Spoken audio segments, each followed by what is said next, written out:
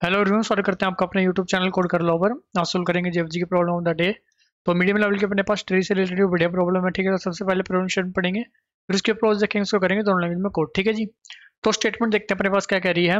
Given a binary tree having N nodes, ठीक है। Find the sum of all nodes on the longest path from root to any leaf node, ठीक है। मतलब हमें sum find करना है सारी नोड्स का जो लॉन्गेस्ट पाथ में होंगी। If two or more path compete for the longest path, अगर दो पाथ ऐसे हैं जो लॉन्गेस्ट पाथ है, मतलब 10-10 नोड है उनमें मान लेते हैं, then the path having maximum sum of nodes will be considered. जिसका सम ज्यादा होगा नोड्स का उसको कंसीडर करना है जी, ठीक है। इस एग्जांपल की बात करें, लॉन्गेस्ट पाथ कौन सा होगा भाई, 4 2 1 6। सम क्या होगा 13। बात खत्म, ठीक है। इसके बात करें लॉन्गेस्ट पाथ कितने होंगे भाई, देखो सारे लॉन्गेस्ट पाथ है जो लीफ तक जाते हैं, 1 to 4 1 to 5 1 3 6। अब सबसे सारा सम किसका है अपना, 11 सम आ रहा है किसका, 137 का, ठीक है। उस सारा सम अपना नहीं होगा जी, ठीक है जी। अभी क्या करते हैं, इसको व्हाइट बोर्ड पर जाकर समझते हैं, कोई एक एग्जाम्पल लिख लेते हैं, ठीक है। तो व्हाइट बोर्ड पर आते हैं जी, हम एग्जाम्पल कुछ भी बना लेते हैं, जैसे 1 2 3 4 5 6 7 8, ठीक है। ये बना लेते हैं। लॉन्गेस्ट पाथ है मेरा 1368, पता चल रहा है देखने से, ठीक है। कोड में कैसे इंप्लीमेंट करेंगे आप देखो, आपकी मर्जी है, प्री ऑर्डर यूज करो, पोस्ट ऑर्डर यूज करो, ठीक है। उसमें कोई दिक्कत परेशानी वाली बात नहीं है, क्योंकि हमें ट्री को तो ट्रैवर्स करना है, इतना हमें पता है। पूरे ट्री को ट्रैवर्स करना है, लेकिन ट्रैवर्स करते करते हमें कुछ चीजें मेंटेन करनी होगी, जिससे हमें हमें पता चले कि हाँ भाई ये लॉन्गेस्ट पाथ है, ठीक है। वो हमें कैसे पता चलेगा, देखो करंटली मैं इस नोड पे हूँ, ठीक है। मैं कहता हूँ कि अभी तक जो मेरे पाथ में नोड्स आई है ना, वो 1 आई है, वो 1 आई है, ठीक है।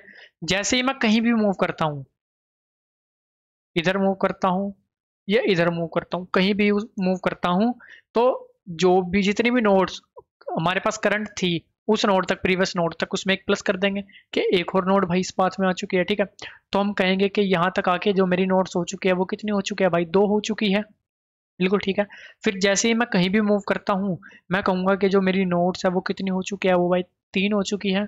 सिमिलरली मेरी नोट्स कितनी हो चुकी है भाई, वो 3 हो चुकी है, ठीक है। अब मान लीजिए मैं इससे इधर मूव करूंगा, तो मेरे पास क्या आएगा भाई, नल, नल मिलेगा।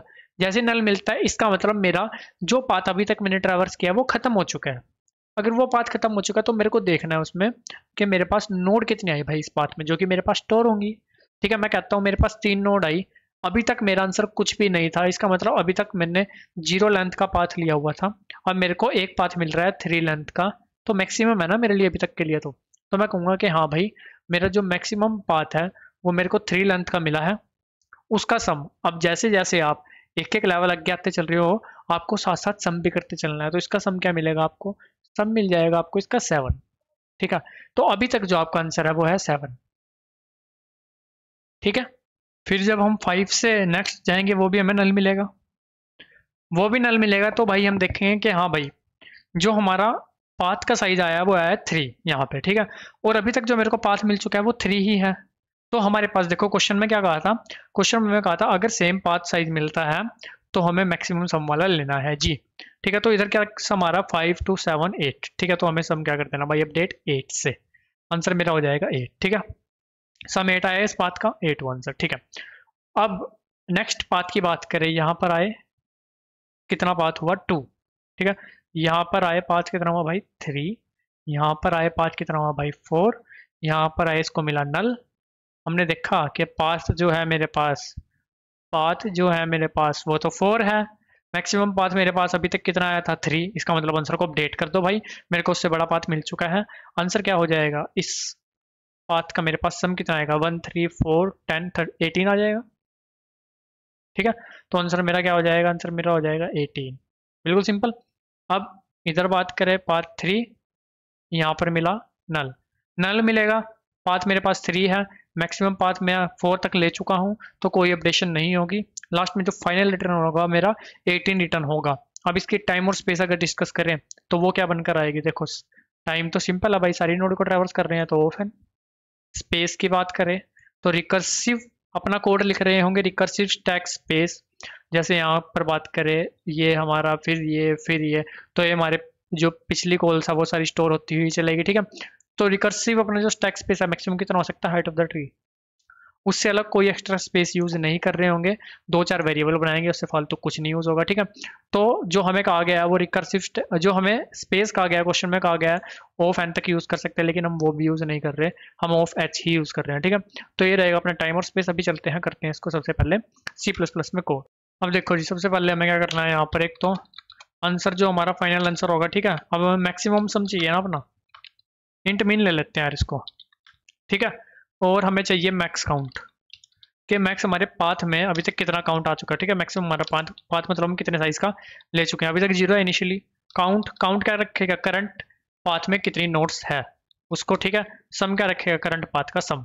अब हमें क्या करना है, एक हल फंक्शन बनाते हैं, उसमें रूट पास करते हैं, साथ में आंसर, साथ में मैक्स काउंट, साथ में काउंट एंड सम, ठीक है। ये सब पास कर देते हैं, रिटर्न लास्ट में आंसर यहाँ से कर देंगे, ठीक है। यहाँ पर आते हैं, वॉइड हेल्प फंक्शन बनाते हैं, यहाँ पर एक तो मेरे पास आ रही होगी रूट, ठीक है। एक मेरे पास आ रहा होगा बाय रेफरेंस आंसर, आंसर को क्योंकि मैंने वहाँ पर भी इफेक्ट करना है, बाय रेफरेंस मैक्स काउंट, ठीक है। और बिना रेफरेंस के काउंट, और बिना रेफरेंस के सम, ठीक है। अभी ये आपको थोड़ा सा बता देता हूँ कुछ, क्योंकि कुछ को इसमें प्रॉब्लम हो जाती है कि हमने आंसर को, मैक्स काउंट को बाय रेफरेंस क्यों लिया, काउंट को और सम को बाय रेफरेंस क्यों नहीं लिया, ठीक है। देखो आपको बताता हूँ इसका कारण। अभी जो आंसर है, ठीक है, जो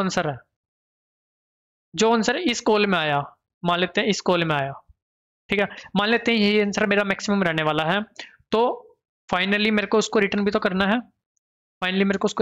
तो यहाँ पर भी इफेक्ट होना चाहिए, नंबर 1 पॉइंट। नंबर 2 पॉइंट क्या भाई, जो ये आंसर मेरा अभी तक बन चुका है, ठीक है, जब इस पाथ की बारी आएगी तो मैं कंपैरिजन भी तो करूंगा कि पिछला आंसर मेरा सेम पाथ लेंथ है, ठीक है, पिछला आंसर मेरा इससे ज़्यादा था, इससे बड़ा था, तो इस वाले पाथ में भी इस वाले पाथ का आंसर आना चाहिए, तो उसके लिए अपना बाय रेफरेंस नहीं लोगे तो नहीं आएगा, ठीक है। नंबर 1.1, नंबर 2 पॉइंट की बात करें, मैक्स काउंट हमने क्यों लिया भाई बाय रेफरेंस, ठीक है, मैक्स काउंट। अब इस पाथ की अगर बात करें हम, इस पाथ में जो नंबर ऑफ नोड्स है वो मेरे पास 4 है। जब मैं अगले पाथ पर आऊंगा तो मेरे को चेक करना है ना भाई, हाँ भाई नंबर ऑफ नोड 4 के लिए मैं आंसर ले चुका हूँ, तो 3 के लिए मेरे को आंसर नहीं चाहिए, तो मेरे को पता होना चाहिए मैक्सिमम पाथ में मेरे कितनी नोड्स अभी तक ऐसी है जो मैं आंसर में ले चुका हूँ, तो इसका जो 4 है वो आपको हर एक पाथ के अंदर मिलेगा, इसलिए इसको बाय रेफरेंस लिया है, ठीक है, बिल्कुल सिंपल। अब काउंट को और सम को बाय रेफरेंस क्यों नहीं लिया उसकी बात कर लेते हैं, ठीक है। इसको थोड़ा इरेज करते हैं, काउंट को और सम को, ना, काउंट एंड सम। इस पाथ की जो नोड काउंट है जो 3 है, ठीक है, उसकी नोड काउंट का इस वाले पाथ से कोई लेना देना नहीं है। हम इस 3 को इसमें कहीं यूज नहीं कर रहे होंगे, जो वो 2 है वो यहाँ से इसमें भी पास हो रहा होगा और इसमें भी पास हो रहा होगा, ठीक है। तो इसलिए काउंट को हमें बाय रेफरेंस लेने की आवश्यकता नहीं है। सिमिलरली इसका जो सम है वो सेपरेट है इसके सम से, ठीक है। सिमिलरली हर एक पाथ का अपना अपना सम सेपरेट है, इसलिए सम एक बाय रेफरेंस नहीं लिया, बाय रेफरेंस लोगे तो एक का सम दूसरे में इफेक्ट करेगा, ठीक है। तो सिंपल सा काम हमने ये किया है जी। दूसरा, आप बाय रेफरेंस लेकर उसकी हैंडलेशन भी कर सकते हो, कैसे, जब आप देखो हैंडल कैसे कर सकते हो, अगर आप सम को मान लेते हैं बाय रेफरेंस लेते हो, ठीक है, 1 2 3 सम हुआ, यहाँ पर आए 7 सम हुआ, अगर आपने बाय रेफरेंस लिया है तो जब आप यहाँ से बैक जाओगे ना, आपको सम में से 4 माइनस भी करना पड़ेगा, चल जाएगा बाय रेफरेंस वाला, लेकिन फिर आपको सम में से माइनस भी करना पड़ेगा, लेकिन हम सिंपल अपना प्लस प्लस करते चल रहे हैं, हर पाथ के लिए अलग से सम हमारा बन रहा है, ठीक है। तो हम तो वाला काम अभी कर रहे हैं, ठीक है जी।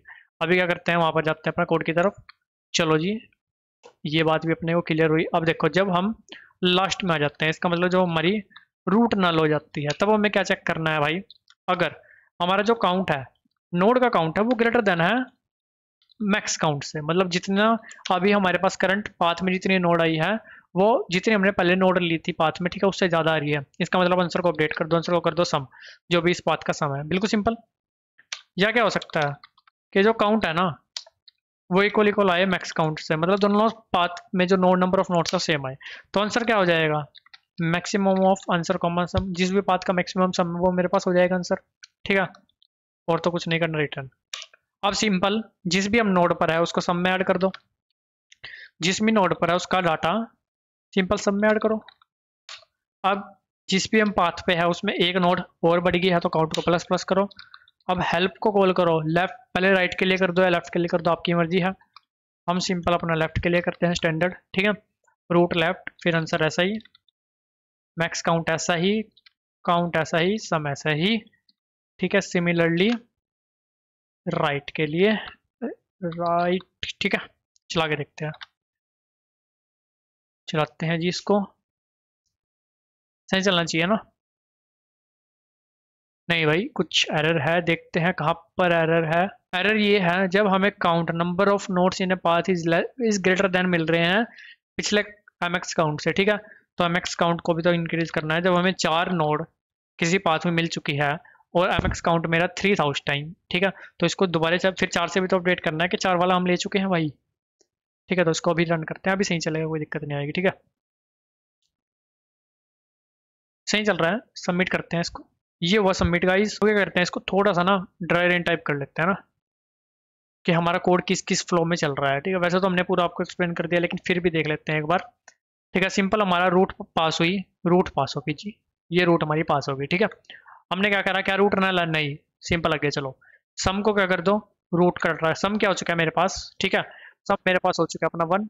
ओके करते हैं पहले तो इसको करते हैं ओके। सम मेरे पास हो चुका है यहाँ पर 1, ठीक है। काउंट मेरे पास क्या हो चुका है यहाँ पर 1। एस और सी से इंडिकेट करूंगा मैं इसको, ठीक है। चलो ठीक है, एस और सी हो गया मेरे पास। अब मैं चला गया इसके लेफ्ट पे, मैं आ गया भाई लेफ्ट पे। लेफ्ट पे आए, क्या नल है, नहीं नल नहीं है। सम में प्लस करो, काउंट को प्लस करो, ठीक है। सम में प्लस करो, सम मेरे पास हो चुका है 3, काउंट मेरे पास हो चुका है 2। फिर इसके लेफ्ट पे चले जाओ, इसके लेफ्ट पे चले गए, ठीक है। सम में प्लस करो, सम हो चुका है 7, काउंट हो चुका है 3, ठीक है। फिर इसके लेफ्ट पे चले जाओ, इसके लेफ्ट पे गया, आपको नल मिली। काउंट क्या है मेरे पास 3। एमएक्स काउंट इनिशियली क्या था, एमएक्स काउंट मेरे पास था 0, आंसर मेरे पास था 0 या इंट मिन जो मर्जी लगा लो, ठीक है। तो मेरे पास मैंने देखा कि भाई हाँ, जो काउंट है, काउंट नंबर ऑफ नोट्स है एमएक्स काउंट से ज़्यादा है, तो मतलब आंसर को अपडेट कर दो, और एमएक्स काउंट को भी अपडेट कर दो, एमएक्स काउंट को भी 3 कर दो, आंसर को क्या कर दो भाई, जो सम है मेरे पास 7, बिल्कुल सिंपल। फिर हम इसका लेफ्ट वाले का काम खत्म हुआ, इसके राइट पर आए, सम 3 भेजेगा, काउंट 2 भेजेगा। काउंट क्या हो जाएगा मेरे पास यहाँ पर 3, सम मेरे पास कितना हो जाएगा भाई 8, ठीक है। इसके लेफ्ट पर गए, क्या मिला, नल।